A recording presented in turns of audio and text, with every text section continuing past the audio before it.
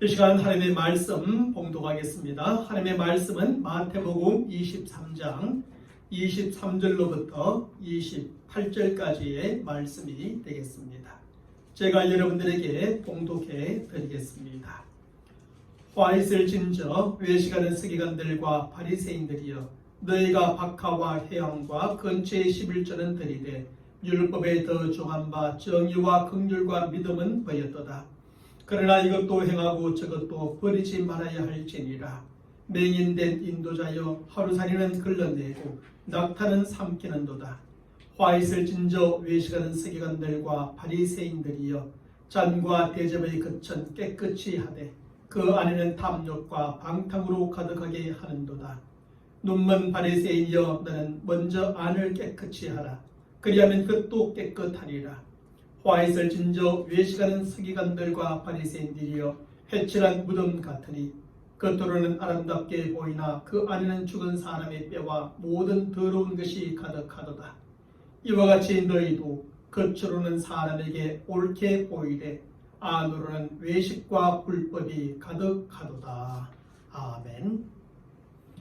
이 세상에 있는 것은 무엇이든지 나름대로의 특징을 다 가지고 있습니다. 그리고 그것이 가지고 있는 각각의 특징은 그 무엇을 구분하고 구별짓는 요소가 되어지지요. 그래서 그 무엇이 가지고 있는 특징을 보면 그것을 구분하고 구별지을 수가 있게 되는 것입니다. 예를 들면 식물도 특징이 있고 동물도 특징이 있고 사람도 각각의 특징이 다 있습니다. 그래서 저들에게 있는 각각의 특징을 보면 식물도 동물도 구분되고 사람도 구분되어집니다. 실제로 살구와 매실이 비슷하고 귤과 탱자가 아주 비슷하지만 각각의 특징이 있고 그 특징을 보면 서로 구분되어집니다. 그것의 크기나 색깔이나 맛이나 모양만 볼지라도 각각의 특징을 알 수 있고 그것으로 서로 구분되어지는 것이죠. 표범과 제기어가 비슷하고 황새와 두루미가 아주 비슷하지만 각각의 특징이 있고 그 특징을 보면 서로 구분되어집니다. 표범과 제기어는 몸에 새겨진 무늬에 각각의 특징이 있고 황새와 두루미는 몸에 있는 검은색의 위치와 나무에 올라가고 올라가지 않는 것을 통하여서 특징을 볼 수 있습니다. 그래서 그것을 보면 서로 다 구분되어지는 것입니다.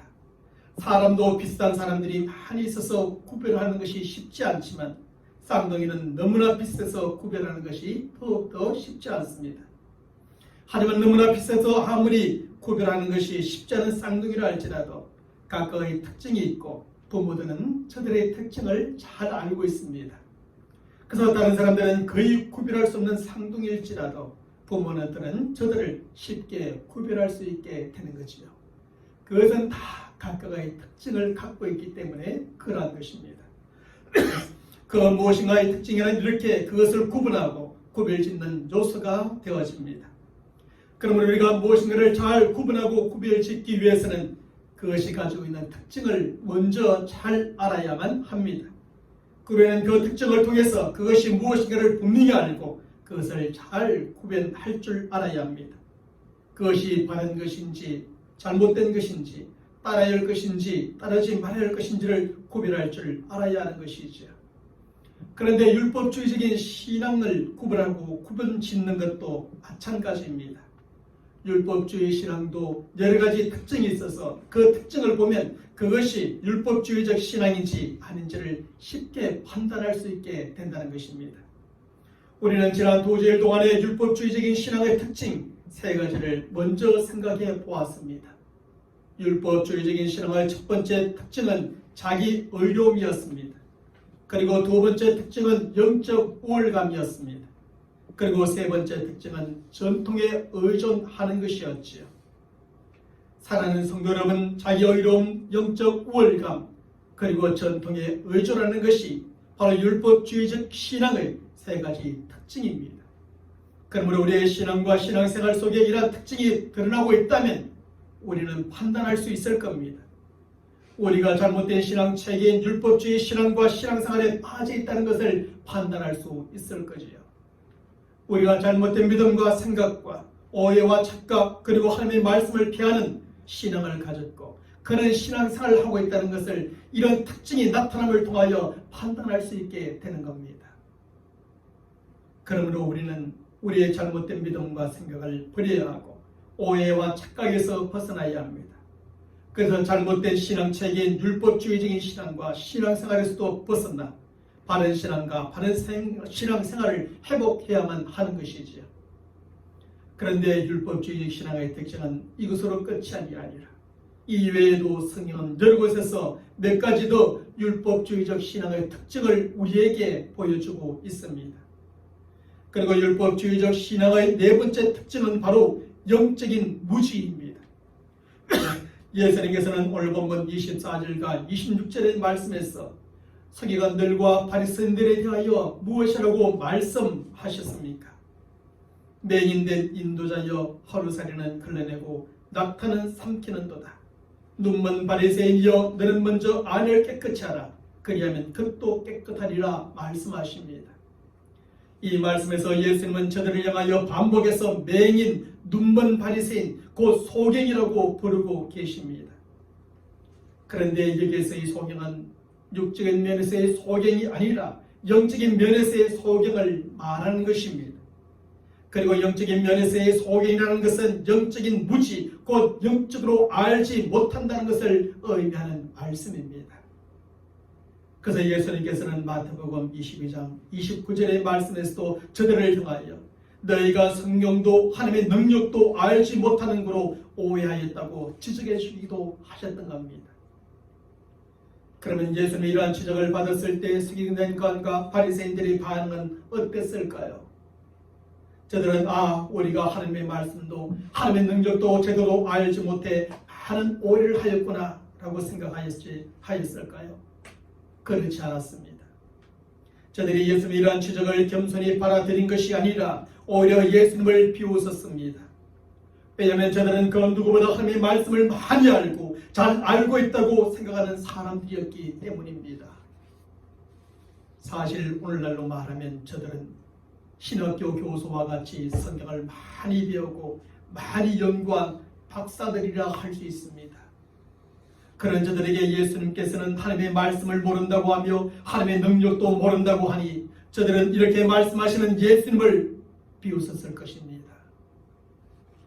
사는 여러분, 그렇다면 무엇이 맞고 무엇이 틀린 것입니까? 유대인들을 향하여 무지하다고 말씀하시는 예수님의 지적이 맞을까요? 아니면 우리는 무지하지 않다고 생각하는 바리새인들의 생각이 맞을까요? 사실은 둘 다 맞습니다.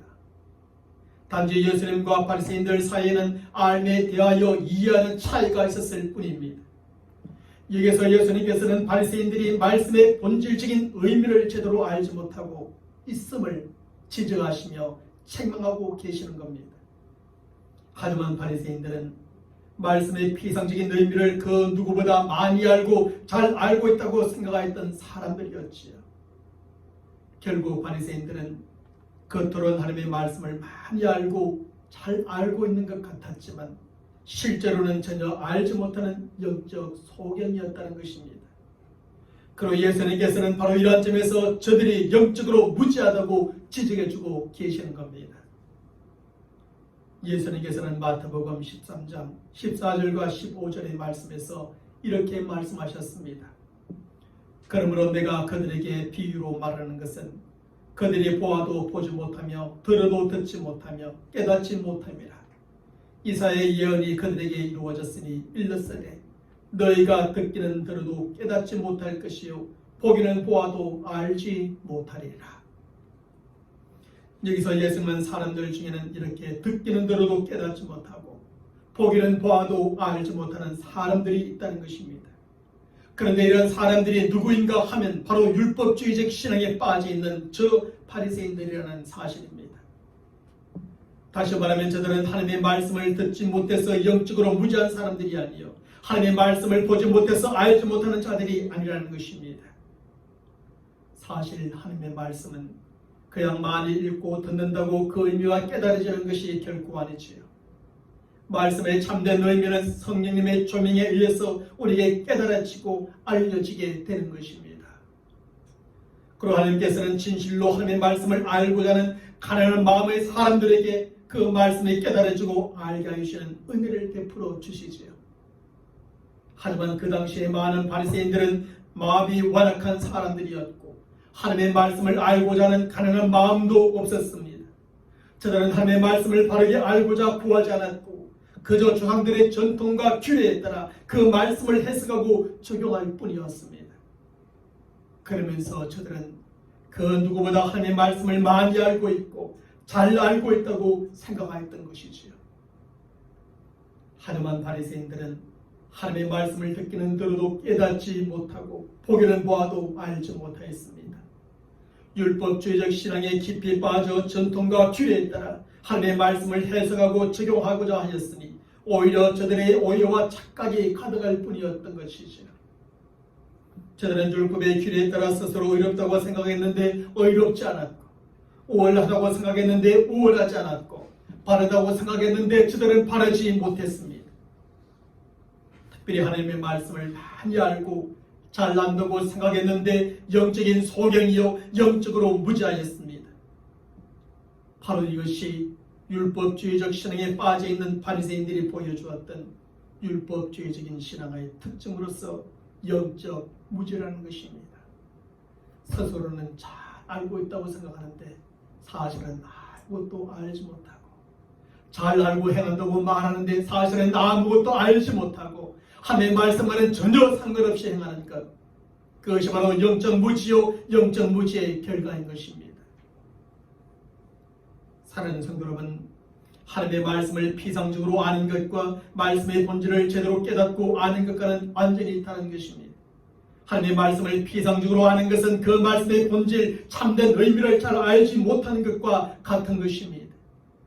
그러면서도 하나님의 말씀을 많이 알고 잘 알고 있다는 것으로 생각하고 행하기 때문에 결국에는 하나님의 말씀과 전혀 상관이 없는 삶을 살아가게 됩니다. 그는 열심히 하나님을 믿고 숨기는 신앙생활을 한다고는 하지만 결국 본질이 없는 형식적이고 외식적인 신앙생활을 하고 말지요. 이런 점에서 우리는 하나님의 말씀을 피상적으로 아는, 그러면서도 다 아는 것처럼 생각하는 영적인 무지 가운데 빠진 성도들이 되지 말아야 합니다. 우리는 하나님께서 주신 말씀의 본질을 제대로 깨닫고 알므로 그 말씀대로 바르게 가는 성도들이 되어야지요. 그래야 그것이 형식적이고 외식적인 신앙생활이 아니라 하나님께서 기뻐하시고 받으시는 참된 신앙생활이 되는 줄로 믿습니다. 율법주의적인 신앙의 다섯 번째 특징은 믿음 없음입니다. 요한복음 5장 46절과 47절의 말씀에서 예수님은 이렇게 말씀하십니다. 모세를 믿었더라면 또 나를 믿었으리니 이는 그가 내게 대하여 기록하였습니다. 그러나 그의 글도 믿지 아니하거든 어찌 내 말을 믿겠느냐 하시니라. 이 말씀에서 예수님께서는 당시 바리새인들의 어떤 점을 지적하고 계실까요? 예수님께서는 저들의 믿음 없음을 지적하시며 책망하고 있습니다. 예수님께서는 바리새인들이 모세의 글도 믿지 않는다고 말씀하고 계십니다. 다시 말하면 저들이 하나님께서 모세를 통해 기록하게 하신 하나님의 말씀, 그 성경을 믿지 않는다는 뜻입니다. 그렇다면 그 당시 바리새인들은 예수님의 말씀처럼 정말 성경을 믿지 않았을까요? 그렇지는 않았습니다. 사실 저들 스스로는 성경을 1.1회까지도 철저하게 믿는다고 생각했던 사람들이었지요. 그런데 예수님은 무엇을 보시고 저들의 성경을 믿지 않았다고 말씀하고 계실까요? 그것은 바로 예수님을 믿지 않았기 때문입니다. 만일 저들이 모세의 글을 믿었다면 모세의 글에서 증거해주고 있는 예수님을 바로 알고 당연히 믿었어야 한다는 것입니다. 하지만 저들은 예수님을 믿지 않았고 그랬으니 저들은 모세의 글도 믿지 않았다는 뜻입니다. 그래서 예수님은 바리새인들이 모세의 글, 곧 성경을 믿지 않았다고 지적하시며 책망하고 계십니다. 성경은 예수님에 대하여 기록해주고 있는 것입니다. 그러므로 성경을 믿는다면 곧 예수님을 믿게 되는 것이지요. 또한 예수님을 믿음을 통하여서 성경을 믿고 있음을 증거할 수 있는 겁니다. 그런데 바리새인들은 그렇지 않았던 겁니다. 스스로는 성령을 믿는다 하면서 성경이 증거해주고 있는 예수를 믿지 않으므로 저들은 성령을 믿지 않고 있었던 겁니다. 그러면 왜 이런 일이 발생하게 되었을까요? 왜냐하면 저들은 하나님의 어떤 부르심과를 몰랐고 하나님께서 기록하게 하신 말씀의 실제적인 의도를 바르게 알지 못했기 때문입니다. 그래서 저들이 이론적으로는 하나님의 말씀을 글자 하나하나까지 철저하게 믿었고 그대로 행했을지 모릅니다. 하지만 그것이 실제적으로는 참된 믿음이 아니었고 하나님의 말씀에 바르게 순종하는 것도 아니었습니다. 결국 율법주의적인 신앙에 빠진 바리새인들이 말하는 믿음과 예수님께서 요구하시는 믿음 사이에는 또 다른 차이가 있었던 것입니다. 그러나 저들은 성령을 믿는다고 생각했지만 예수님께서는 저들에게 믿음이 없음을 지적하시며 책망하고 계시는 것입니다. 사랑하는 성도 여러분처럼 하나님과 하나님의 말씀에 대한 잘못된 믿음은 잘못된 생각과 순종이라는 결과를 가져오게 됩니다. 그래서 스스로는 하나님과 그 말씀을 믿는다고 생각하고 그 말씀에 순종하며 산다고 생각하지만 그것이 바로 자기 착각이요 오해에 불과해지는 겁니다. 그래서 이러한 믿음과 순종은 하나님 앞에서 결국 믿음 없음과 순종하지 않음이라는 평가와 함께 심판을 받게 되는 것입니다. 바울은 로마서 2장 17절로부터 23절의 말씀에서 이런 사실에 대해서 다음과 같이 지적해주고 있습니다.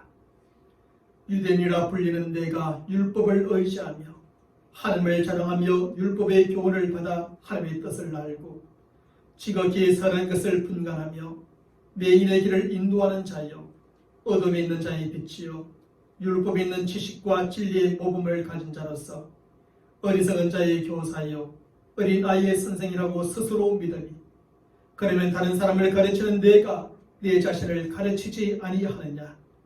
도둑질하지 말라 선포하는 내가 도둑질하느냐? 간음하지 말라 말하는 내가 간음하느냐? 우상을 가증히 여기는 내가 신전 물건을 도둑질하느냐? 율법을 자랑하는 내가 율법을 범함으로 하나님을 욕되게 하느냐라고 지적해주고 있습니다. 이게 무슨 말입니까? 사실 바울의 말대로 유대인들은 율법을 철저하게 의지하는 사람들이었습니다. 하나님을 자랑하고 하나님의 뜻을 잘 알고 지극히 선한 것을 좋게 여기며 율법에 있는 지식과 진리의 규모를 가진 사람들이었습니다. 그래서 저들은 스스로 소경의 길을 인도하는 자요 어둠에 있는 자의 빛이요 어리석은 자의 훈도요 어린 아이의 선생이라 믿었습니다. 하지만 바울은 이렇게 생각하고 믿고 있는 그것이 바로 저 바리새인들이 잘못 생각하고 있는 생각이요 오해요 착각이라고 지적해 줍니다. 왜 그랬을까요? 왜냐하면 저들이 가르치는 대로 행하지 않았기 때문이요 저들이 알고 믿는 대로 살지 않았기 때문인 것입니다. 사실 바르게 한다면 바르게 믿을 수 있고 바르게 믿는다면 바른 순종이 따라오게 되는 것입니다.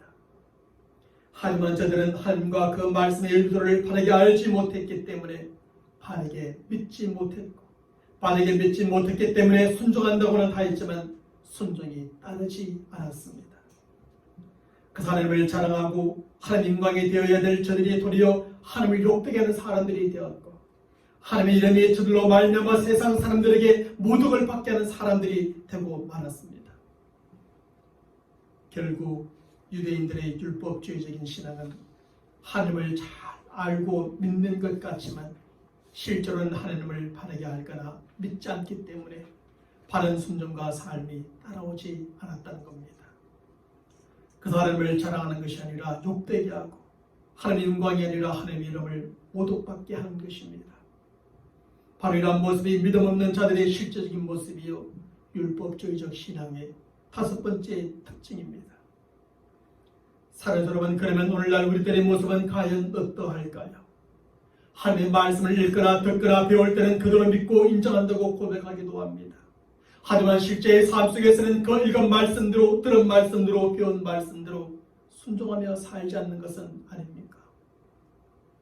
만일 그렇다면 이것은 무엇을 증명하는 것일까요?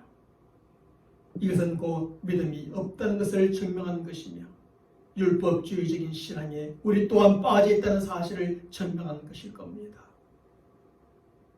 이런 점에서 믿음이 있는 우리는 그 믿음에 따라 하나님의 말씀에 순종하며 살아가고 순종하는 삶을 통해서 우리에게 믿음이 있음을 증명하며 살아가는 성도들이 되어야 합니다. 그래서 율법주의적인 신앙과 신앙생활이 아니라 바른 신앙을 가지고 바른 신앙생활하는 성도들이 되어야죠. 그래서 우리는 하나님을 욕되게 하는 것이 아니라 하나님을 자랑하는 성도들이 되어야 하고 하나님의 이름을 모독받게 하는 것이 아니라 하나님의 이름이 영광스럽게 하는 그런 우리의 삶이 되어야 할 줄로 믿습니다. 율법주의적 신앙의 여섯 번째 특징은 능력이 없는 신앙입니다. 사도 바울은 디모데후서 3장 5절의 말씀에서 경건의 모양은 있으나 경건의 능력이 없는 자가 있다고 말해줍니다. 그런데 신앙 중에도 경건의 모양은 있으나 경건의 능력이 없는 신앙이 있습니다. 물론 살아계신 하나님을 믿지 않는 사람들이 가진 신앙이야 모두 경건의 능력이 없는 신앙이겠지요. 사실 그것도 신앙적인 모양이야 다 갖추고 있을지는 모르지만 살아계신 하나님을 믿지 않으니 그곳엔 그 어떤 능력도 나타날 수 없는 것입니다. 그런데 하나님을 믿는 사람들의 신앙 가운데도 하나님을 믿지 않는 사람들의 신앙처럼 경건의 능력이 없는 신앙이 있다는 것입니다.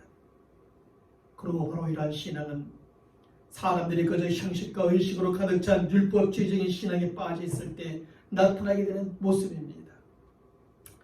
율법주의적인 신앙은 형식과 의식을 중요하게 여깁니다. 그래서 형식과 의식이라는 겉모양은 매우 아름답고 화려하며 견건한 모양을 갖추고 있습니다. 그리고 그 모든 죄와 부정함과 더러움은 아름답고 화려하고 견건한 겉모양 속에 다 감추어 버립니다. 그리고 죄와 부정함과 더러움이 크면 클수록 겉모양을 더 아름답고 화려하게 경건하게 치장을 하게 되지요. 이렇게 함으로 모든 죄와 부정함과 더러움을 그 겉모양 속으로 모두 덮어버리고자 하는 것입니다. 그래서 결과적으로 나타난 것이 바로 겉모양만 치장하는 외식입니다. 그래서 겉으로 볼 때는 굉장히 화려합니다. 굉장히 아름답습니다. 굉장히 경건해 보입니다. 그러나 실제로 그 속을 보면 그렇지 않다는 것입니다.